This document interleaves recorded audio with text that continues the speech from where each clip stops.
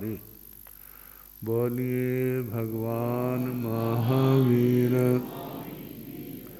पावन चरित गुरुदेव जी। बंधु मन वच काय, भव सागर को तरण में करो हमारी सहाय। जिन शासन जिन वाणी सदा जयवंत। श्रवण संग सदा अविचल मंगल हो। मुक्ति को प्राप्त श्रमण भगवान महावीर स्वामी, उनकी परम पावन कल्याणी भागवती वाणी वाचक प्रमुख श्री इंद्र भूति गौतम आदि गणधर भगवंत, युग प्रधानाचार्य परम पूज्य श्री सुधर्मा स्वामी जी महाराज, उनकी परम पावन पाठ परंपरा, वर्तमान आचार्य ध्यान योगी परम पूज्य श्री शिव मुनि जी महाराज एवं गुरुजन सबकी पावन चरण सरोज में मेरा अनंत अनंत बार वंदना नमस्कार। उपस्थित धर्म प्रेमी सज्जनों, माताओं तथा संसार भावना का वर्णन चल रहा है। संसार का एक जैवी स्वरूप है, जब सुना रहे थे ना, जिसको कहते हैं होड़। होड़ का मतलब मैंने इसके आगे निकलना, मैंने इसके आगे निकल, ये मेरे से आगे कैसे निकल गया। किसी भी क्षेत्र में चले जाओ, मन के अंदर बस मैं सबसे ज़्यादा अच्छा बनूं, मेरी सबसे ज़्यादा प्रशंसा, उसकी ज़्यादा प्रशंसा क्यों है, उसके पास रिद्धि ज़्यादा क्यों है, उसके पास ऐसा क्यों है। संसार में कदम कदम के ऊपर आपको देखना पड़ जाए।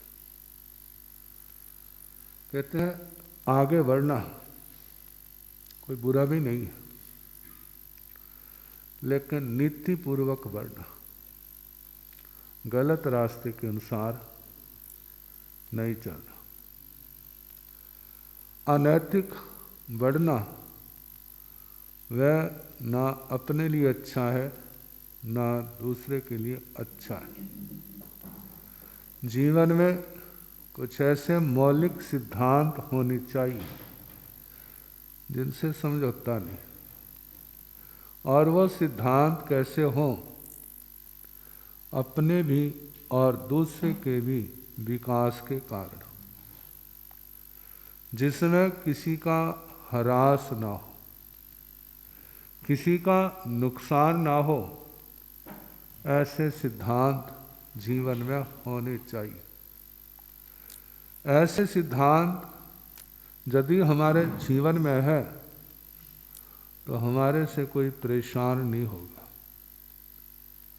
यदि कोई होगा तो अपनी अज्ञानता के कारण होगा, उसमें हम कारण नहीं होंगे।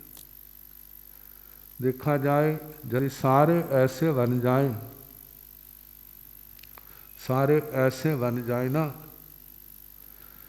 फिर स्वर्गों की कोई कीमत नहीं रहेगी। मुसीबत कह लो, मुश्किल यही कह लो कि ऐसा होता नहीं, लेकिन होने के लिए प्रयास तो किया जा सकता है। जो प्रयास करते हैं वो आगे बढ़ जाते हैं, जो नहीं करते वो यहीं पर धक्के धक्के खाते रहते हैं। तो इस आत्मा को क्या करना चाहिए? आगे बढ़ना। कैसे बढ़ना? मौलिक सिद्धांतों को साथ लेके, नैतिकता को लेकर के। लेकिन संसार में तो सब कुछ होता है। किसी कोने में देख लो, कहीं पर कोई चीज ज़्यादा है, कहीं पर कोई कम है, कहीं पर किसी की प्रधानता है, कहीं पर किसी की प्रधानता है, कहीं पर अच्छे लोगों का राज है तो कहीं पर चोरों का भी राज होता है। सबका अपना अपना होता है। संसार की लीला अजब न्यारी है। जहाँ पर अपने ही दोषों के कारण सुख की कमी नहीं है, लेकिन सुखी कौन है भला? कोई ना कोई, कहते ना, इसकी चूड़ भिंगी रहती है। कोई ना कोई जीवन में कमी रहती है। इसमें काल का भी प्रभाव है और जीवों के अपने कर्मों का भी प्रभाव है। इस आरे का नाम क्या है? दुखम। इससे पहला आरा था, उसका क्या नाम था? दुखम सुखम। पहले दुखम क्यों लिया और सुखम बाद में क्यों? क्योंकि दुख ज्यादा, सुख थोड़ा। और उससे पहले वहां सुख और दुख थोड़ा था। और अब दुख है। दुखम दुखम नहीं है, दुखम दुखम तो अगला है। एक बात बताओ, इस सारे का कितना समय है? 21,000। जब आप किसी को जन्मदिन की बधाइयां देते हैं ना, तो क्या कहते हैं? आपकी उम्र कितनी हो? 1000 वर्ष। और एक एक वर्ष के कितने दिन हो? 10,000, 50,000। 10,000 फिर कितने साल निकल जाएंगे? कितने निकल जाएंगे? दुखम दुख में पहुंच जाएगा ना, तो ये आशीष दे रहे बद क्या दे रहे हो? आशीष दे रहे हो। जब बदशीष बेटा, छठे आरे तक तू चल, और छठे आरे की मार तेरे ऊपर पड़े। तो कहते क्या आशीष देनी चाहिए?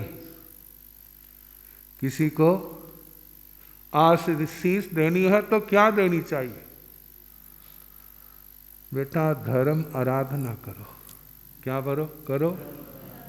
धर्म आराधना करो। पाप की आराधना तो दुनिया कर रही, पाप की आराधना तो ज्यादा कौन सी आराधना होती है? पाप की आराधना। कितने लोग देवी देवताओं की आराधना करते हैं और उस आराधना के बदले क्या मांगते हैं? भौतिक सुख। तो भौतिक सुख भोगना जो संसार वृद्धि का कारण है, जो संसार को घटाने का कारण है। संसार बढ़ेगा तो क्या मांगना चाहिए? धर्म आराधना। क्या देना चाहिए?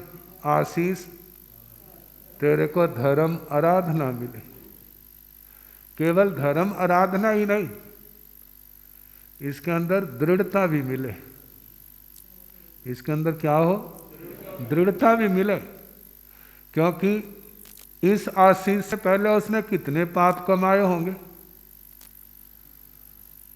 पाप सोचे वाला, एक दिन में कितने हो जाते हैं? एक महीने में कितने हो जाएंगे?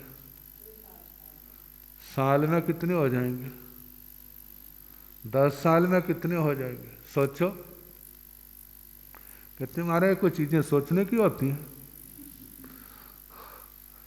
अच्छे काम सोचो। गुरुजी कहा करते थे, जो अच्छा किया है उसको भूल जाओ, जो अच्छा किया है उसको भूल जाओ, और जो बुरा किया है उसको याद रखो। अच्छा याद रखोगे तो अभिमान आएगा, और बुरा याद रखोगे तो गलानी होगी। मेरी आत्मा कितनी काल से भरी हुई है, लेकिन ये भी तो जीव की प्रकृति बनी है ना। अच्छा तो दिखता है लेकिन बुरा नहीं दिखता, इसलिए दुखी है। पुराने संत एक कथानक सुनाते हैं। कहते हैं कि गुरु जी थे, उनके पास एक विद्या थी मन को पढ़ने की। किसी ने सुना, कहते जे विद्या मेरे को मिल जाए ना तो कितना बढ़िया होगा, फिर सबका पता चल जाएगा कौन मेरे बारे में क्या सोच रहा है। लेकिन जब विद्या मिलेगी कैसे? गुरु जी की सेवा करूं। आ गया वो, गुरु जी गुरु जी गुरु जी, बड़ा अच्छा लग रहा है, क्योंकि सेवा करने वाले तो अच्छे ही लगते हैं ना।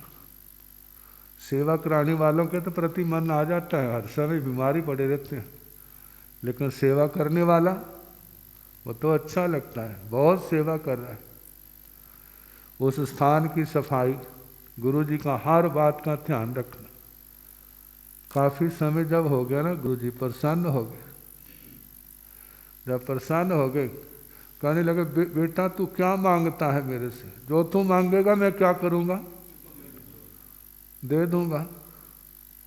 कहते ये भी तो एक सम्मोहन का नैतिक रास्ता है।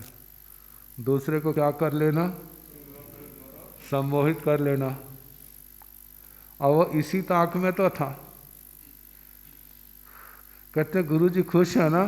कहते हाँ, जो मांगू मैं दोगे ना? कहते हाँ, कोई ऐसी वस्तु नहीं है, जो मांग ले।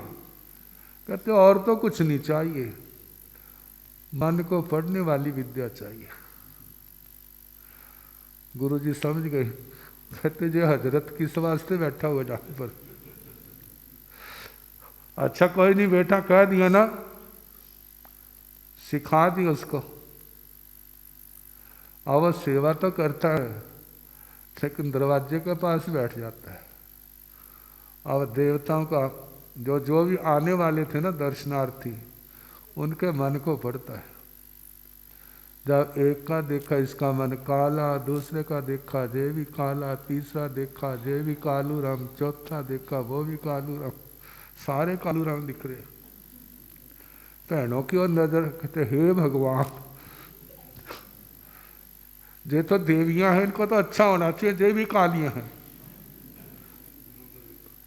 करते करते काफी समय जब हो गए, साफ सबको देख लिया, अब कौन रह गए देखना? गुरु जी रह गए। तो एक दिन दूरबीन उसकी ओर भी उनकी ओर भी कर दी। जब गुरु जी की ओर देखा, कहते हे भगवान, गुरु जी भी काले। कहते गुरु जी काले, फिर इनकी सेवा करने का फायदा क्या है? फिर वो क्या हो गया, दूर हो गया। काफी समय तक दूर रहा। कभी फिर गुरु जी का और चेले का आपस में मिलना हुआ। और गुरु जी पूछते भाई क्या बात होगी तेरे को? बेचारा बद्दर सरल था। कहने लगे हमारा बात जे हुई है। कहते भाई अभी तो तेरे को आधी विद्या दी थी। कितनी विद्या दी? आधी दी है। जब मैं सारी दे देता ना तो शायद ऐसा ना होता। कहते आधी दी है। आधी क्या है? कहते ऐसे थोड़ा दूंगा, पैसे देने पड़ेंगे उसके। कौन से पैसे वाला? सेवा कर। अब फिर सेवा करने लग पड़ा, बहुत सेवा की। अब तो मैं तो पूर्ण विद्यावान बन जाऊंगा। जब सारी बहुत सेवा की, फिर गुरु जी प्रसन्न हो गए। कहने लगे बोल बेटा क्या चाहिए? तो जो रहेगी वो दे दो। जो चीज़ें छिपाई हुई है ना वो दे दो। आओ गुरु जी ने वो भी दे दी। कहने लगे बेटा दुनिया को तो तैने देख लिया। किसको देख लिया? दुनिया को तो देख लिया, अब ये लेंस अपनी आत्मा की ओर डाल। अपनी आत्मा की ओर, आत्मा को देख। जब वो अपनी आत्मा को देखने लगा तो क्या देखा? मेरा मन भी काला। अब वो सोचता है मेरा मन तो बहुत काला है। अब कहते तुलना कर, एक तकड़ी में गुरु जी का मन रख और एक तकड़ी में अपना रख। कहते आपके अंदर तो कालिक नाम मात्र की भी नहीं है, मेरा क्या होगा? अब गुरु जी ने कहा जब मैं अपने गुरु जी के पास आया था ना तो मेरा मन भी ऐसा था। जब मैं गुरु जी के पास आया था तो जो तेरी हालत है वही हालत मेरी थी। मैंने गुरु जी की शिक्षाओं को अपने जीवन में स्थान दिया, मैं उनकी आराधना करता हूँ। कहते हैं गुरुओं की आज्ञा पालन करना गुरुओं की आराधना है। भगवान के आगे किसी ने तिल चढ़ा दिए, किसी ने चावल चढ़ा दिए, किसी ने फूल चढ़ा दिए, किसी ने कुछ चढ़ा दिया, इसी को आराधना समझते हैं। कहते हैं इस आराधना से आपको भौतिक संपदा तो मिल सकती है लेकिन आध्यात्मिक संपदा संभव नहीं है। आध्यात्मिक संपदा चाहिए तो कहते हैं जैसा बीज होता है वैसा ही अंकुर फूटता है, वैसा ही पौधा बनता है और वैसे ही उसके फल, उसका परिणाम आता है। इसी प्रकार जब हम भगवान की गुरु की शिक्षाओं का पालन करेंगे तब क्या होगा? उन शिक्षाओं का विकास होगा। जब उन शिक्षाओं का विकास होगा तब हमारी आत्मा निर्मल होगी, हमारी आत्माओं की कालस जो है जे घटेगी। अब बता पूछ रहा है गुरु जी क्या करो? कहते हैं दया पालो, मतलब अहिंसा, सत्य, झूठ नहीं बोलना, चोरी नहीं करनी, कुशील का सेवन नहीं करना, या तो आजीवन ब्रह्मचर्य पालो, वो नहीं है तो सदाचारी बनो, व्रती बनो। भाई है पत्नी व्रती, बहन है तो पति व्रत, इन व्रतों का धारण करो। धन दौलत इनकी इच्छाओं का कोई अंत, तृष्णा का कोई अंत नहीं है, इसका निग्रह करो, इच्छाओं को सीमित करो। कहते हैं इच्छा से ज़्यादा आ जाता है तो क्या करे? कहते हैं उसको परोपकार के लिए, सेवा के लिए लगा दो। जो ज़रूरतमंद है उनके दाएं बाएं हाथ बन जाओ, वहाँ से कितनी आशीषें आएंगी, आपके प्रति सद्भाव आएंगे, आपकी धर्म की दृढ़ता बढ़ेगी, धर्म के प्रति उत्साह बढ़ेगा, आत्मा का पुण्य बढ़ेगा, पाप घटेगा, जिसके कारण आत्मा में संतोष बढ़ेगा। संतोष के सरलता आएगी, वो सोचेगा मैंने पाप किसके वास्ते करना, मेरे पास सब कुछ तो है। झूठ बोलने की क्या ज़रूरत, हिंसा करने की क्या ज़रूरत, चोरी की क्या ज़रूरत, जो कुछ है मेरे पास बहुत। नजरों की बिगाड़ने की क्या ज़रूरत, दूसरे के चाहने की क्या ज़रूरत, मेरे पास तो अपना ही बहुत है। ये कैसे हुआ? जब उसकी पुण्य प्रकृति बढ़ी, धर्म भावना बढ़ी, और जब ऐसे बढ़ते हैं तो ये आत्मा की कालस जो है, कर्मों की मैल उतरने लग जाती है। जब आत्मा निर्मल होती है तो आत्मा संसार से निकलने की अधिकारी बन जाती है। आत्मा में शांति, आत्मा में समाधि, आत्मा की निर्मलता, इंद्रियों की निर्दोषता, कोई मैलापन नहीं, कोई गलत काम नहीं, न्याय नीति से चलता है, धर्म के रास्ते पर बढ़ता हुआ एक दिन अपने लक्ष्य को पाने में सफल हो जाता है। अब चेले को समझ आ गई। कहते मैंने तो दूसरे की कालस देख रहा था, अब तो मैंने अपनी काल को मिटाना है। अब चल पड़ा उस रास्ते। हमें भी अपने मन को क्या करना है, तो जो गुरुओं ने रास्ता दिखाया, जो भगवान ने रास्ता दिखाया, इस रास्ते पर चलना है। दुनिया के अंदर जैसे मार्केट में प्रतिस्पर्धा होती है ना, क्या प्रतिस्पर्धा होती है? कहते कहाँ से लाया उसके पास, कितने की लाया, इतने की। कहते तो मेरे पास एक चीज़ बढ़िया है और मैं तेरे को इससे सस्ता दे दूंगा। क्या कर दूंगा? सस्ता दे दूंगा। और सस्ते के चक्कर में पड़ जाता है और क्या करता है? धोखा खाता है। ऐसे संसार के अंदर भी कहते जन्म मरण मिटाना है। और जो मानो अपने धर्म में आया, कहते भाई हम तेरे को रास्ता तो दिखा देंगे, लेकिन तपस्या तेरे को करनी होगी, साधना तेरे को करनी होगी। और कहते तो बड़ा मुश्किल है। अब जब नहीं ना होता फिर अगल बगल में देखता है। कहते वो तो कहते हैं हम तेरे कर कर्म काट देंगे, जे कहते हैं तेरे को खुद काटने होंगे। आसान रास्ता कौन सा है? कौन सा रास्ता है? वो तो कहते गुरु कहते तू मेरी शरण में आ जा, मैं तेरे को पार लगा दूंगा।